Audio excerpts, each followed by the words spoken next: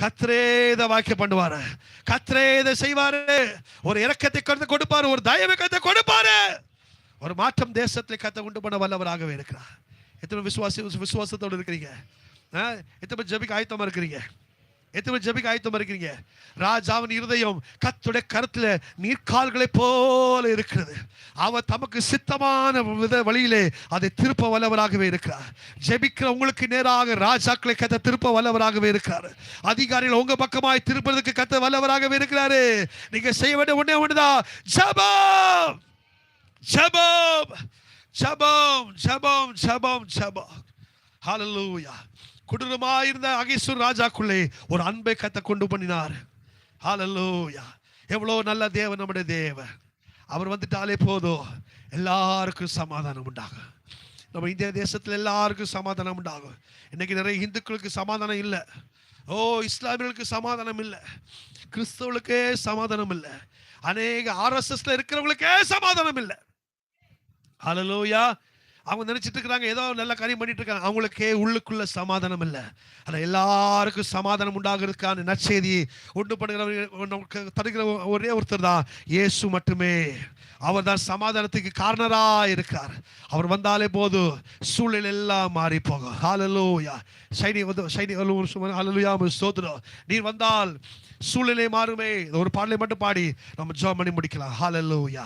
நன்றி தகப்பனே, உமக்கு ஸ்தோத்திரப்பா. நீங்க வந்தாலே போதும், நீங்க வந்தாலே போதும், நீங்க வந்தாலே போதும். எங்க சூழ்நிலை மாறும், எங்க தேசத்துல ஒரு மாற்றம் உண்டாகும்.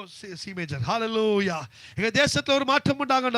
எல்லா கைகளை உயர்த்தி ஹல்லேலூயா, ஹல்லேலூயா. நன்றி ஆண்டவரே. ஹல்லேலூயா. நிறைவான ஆவியானவரே, வரும்போது குறைவுகள் மாறுவே. நிறைவான ஆவியானவரே, நீ வரும்போது சூழ்நிலை மாறுமே.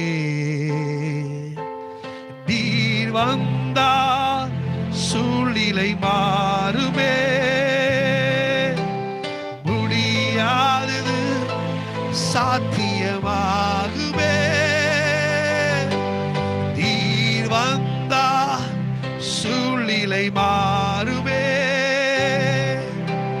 முடியாதது சாத்தியமாகுமே.